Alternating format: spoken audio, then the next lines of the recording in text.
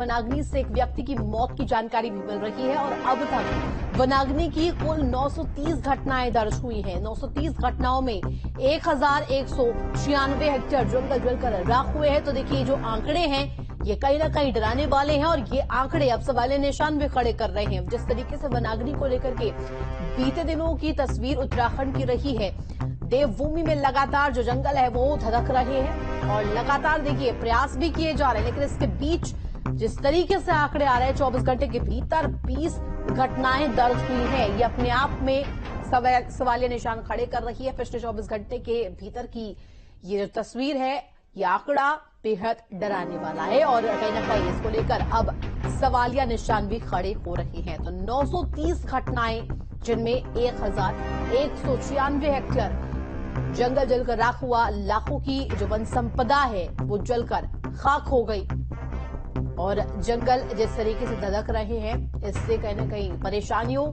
का सामना लोग भी कर रहे हैं और इसका असर पर्यावरण पर भी पड़ रहा है। प्रदूषण इससे बढ़ रहा है और साथ ही साथ 930 घटनाएं अभी तक दर्ज हुई हैं। 1196 हेक्टेयर जंगल जलकर राख हुए। तो 24 घंटे के भीतर अगर वनाग्नि की बात करें, देवभूमि में 20 जो घटनाएं हैं महज देहरादून में देखने को मिली है। तो पिछले 24 घंटे में यह आंकड़ा और अब तक वनाग्नि ने जिस तरीके से उत्तराखंड में तांडव मचाया हुआ है, लपटों के कहर के बीच लोग रहने को मजबूर और 930 घटनाएं अभी तक वन संपदा को भी भारी नुकसान पहुंच रहा है। 24 घंटे में वनाग्नि की 20 घटनाएं दर्ज हुई है और इस दौरान एक व्यक्ति की दुखद मौत भी हुई है। लगातार बैठकों का सिलसिला भी जारी है। मुख्यमंत्री पुष्कर सिंह धामी भी इसको लेकर के एक्शन मोड में नजर आए। उन्होंने भी हाई लेवल मीटिंग की, वर्चुअल मीटिंग भी हुई, लेकिन इसके बाद भी देखिए तस्वीर किस तरीके से ये बयां कर रही है वनाग्नि किस तरीके से जमकर तांडव उत्तराखंड में मचा रही है। तो 930 घटनाओं की अगर बात करें तो 1196 हेक्टेयर जो जंगल है वो जलकर इस दौरान राख हुए और भारी नुकसान वन संपदा को पहुंचा है। 24 घंटे के भीतर की बात करें, वनाग्नि की 20 घटनाएं दर्ज हुई हैं।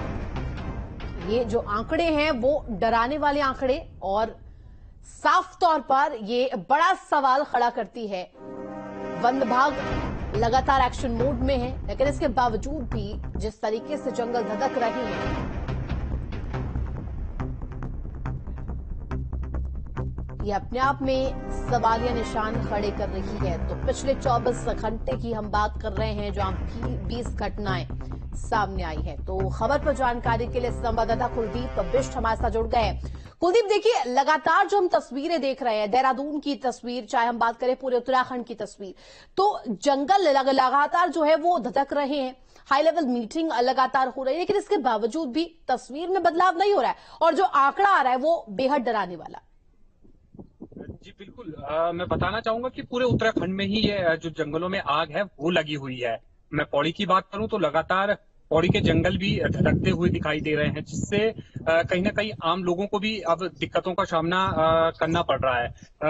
जो जिलाधिकारी महोदय हैं या वन विभाग की बात करूं तो लगातार दोनों ही विभाग लगातार कार्य करते हुए तो दिखाई दे रहे हैं, मगर कोई भी कमी अभी जो वन घटनाओं में उस पर कमी नहीं दिखाई दे रही है। मैं बात करूं जिलाधिकारी की, तो जिलाधिकारी डॉक्टर आशीष चौहान ने जो पौड़ी के वनाग्नि की घटनाओं में रोकने के लिए यहाँ वायु सेना से भी मदद मांगी है। जो कल 2 बार लगभग वायु सेना के हेलीकॉप्टर ने यहाँ पर जो डोब सिरपुर का जंगल है उस पे आग बुझाने का प्रयास किया है, लेकिन सुबह से जिस तरीके से लगातार आगे लग रही हैं, जो उसका धुआं उठ रहा है, उससे अभी तक जो हेलीकॉप्टर है वो नहीं उठ पा रहा है। तो कहीं ना कहीं चौंकाने वाली बात ये जरूर है कि जो जंगल जल रहे हैं उस पर कमी बिल्कुल आती हुई नहीं दिखाई दे रही है, जबकि विभाग लगातार कार्य करता हुआ दिखाई दे रहा है।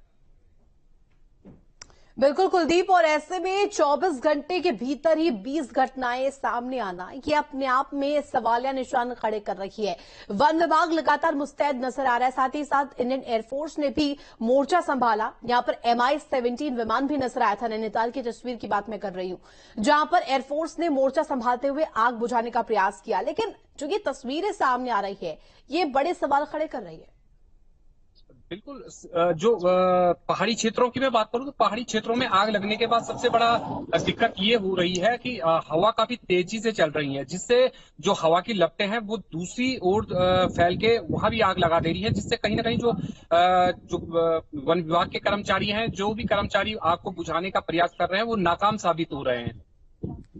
कुलदीप, देखिए आप तमाम चीजों को लेकर के अपडेट दे रहे हैं। मैं चाहूंगी कि आप अपडेट दीजिएगा कि लोगों का रिएक्शन इस पर क्या आ रहा है, क्योंकि देखिए तमाम परेशानियों का सामना लोग भी कर रहे हैं, प्रदूषण हो रहा है, पर्यावरण को भी इससे नुकसान पहुंच रहा है। देखिए बिल्कुल, इससे पहले भी जंगलों में आग लगा करती थी, और जो ग्रामीण क्षेत्रों की मैं बात करूं तो वो अपने जंगलों को बचाने के लिए वन विभाग से पहले तत्पर में दिखाई देते थे, लेकिन ये इस बार नदारा दिखाई दे रहा है। क्यों? खासकर ये इसलिए दिखाई दे रहा है, लोगों ने अपनी जो खेत हैं, खलियान है, उसे छोड़ दिया है। तो कहीं ना कहीं अब वन विभाग इनके भरोसे जरूर रहता था कि जो ग्रामीण लोग हैं वो जंगलों में आग बुझाने का प्रयास इनसे पहले कर लेते थे, वो अब नदारा दिखाई दे रहे हैं। अन्य प्रॉब्लम की मैं बात करूं तो अन्य जो समस्याएं हैं जनता को, वो जरूर जो सांस लेने में दिक्कत है, आंखों में जलन है या लेकिन बुखार, जिस तरीके से कुलदीप आप बता रहे हैं, मैं चाहूंगी कि आप अपडेट दीजिएगा कि प्रशासन इसको लेकर के किस तरीके से मुस्तैद है, क्या प्लानिंग की गई है वनाग्नि पर काबू पाने के लिए फिलहाल? देखिए वन विभाग लगातार जब फरवरी माह शुरू होता है, वन अग्नि की घटनाओं को रोकने के लिए जो बैठकें चलती है, हाई लेवल की बैठकें पहले से ही चलती है, मगर कहीं ना कहीं जो उनके कर्मचारी हैं, उनके इक्विपमेंट की कमी देखने को मिलती है। सबसे बड़ी बात है कि जो व्यक्ति आग बुझाने के लिए जंगलों में जा रहे हैं, तैयारियां पूरी की जा रही हैं, पहले से इसको लेकर के तैयारियां होती है, लेकिन इसके बावजूद भी ये तस्वीर आना बेहद सवालिया निशान खड़े कर रही है। बहुत शुक्रिया तमाम जानकारी के लिए कुलदीप आपका।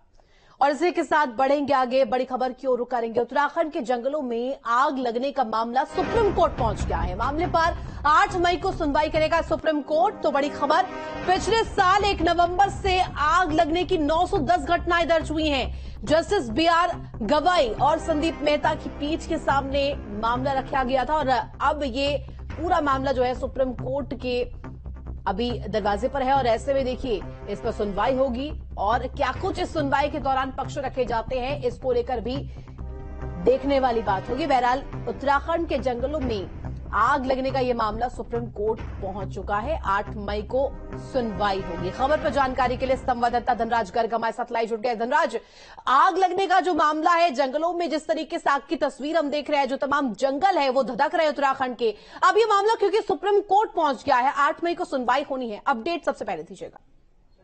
जी बिल्कुल, देखिए जिस तरीके से उत्तराखंड के जंगल लगातार धधकते हुए नजर आ रहे हैं, और लगातार आग की जो घटना है वो बढ़ती हुई नजर आ रही है, क्योंकि यदि अभी तक की हम बात करें तो 920 घटनाएं ऐसी हो चुकी हैं आज की, और 1196 हेक्टेयर जंगल जलकर राख हो चुका है। और जो मामला किया अब सुप्रीम कोर्ट पहुंच चुका है, यानी कि सुप्रीम कोर्ट में इस पर 8 तारीख को सुनवाई होनी है, 8 मई को सुनवाई होगी। अब देखने वाली बात होगी कि 8 मई को जो सुनवाई होगी तो सुप्रीम कोर्ट क्या कुछ आदेश वन विभाग को देता है या फिर सरकार को देता है, क्योंकि लगातार हम देख रहे हैं कि जो वन अग्नि की घटनाएं हैं वो लगातार बढ़ रही हैं, और लगातार इससे कहीं ना कहीं जनता को भी परेशानी हो रही है। जनता के साथ साथ जो जंगली जानवर हैं उनको भी कहीं ना कहीं परेशानियों का सामना उठाना पड़ रहा है, क्योंकि अब लगातार जिस तरीके से जंगलों में आग लग रही है उससे घबराकर जो जंगली जानवर है वो गांव की तरफ रुख कर रहे हैं, और उससे कहीं ना कहीं गांव वासियों का खतरा भी मंडराता हुआ नजर आ रहा है। लेकिन अब सुप्रीम कोर्ट में यह मामला पहुंचा है, तो अब देखने वाली बात होगी कि जब 8 मई को इसकी सुनवाई होगी तो किस तरह के आदेश सुप्रीम कोर्ट की तरफ से दिए जाते हैं।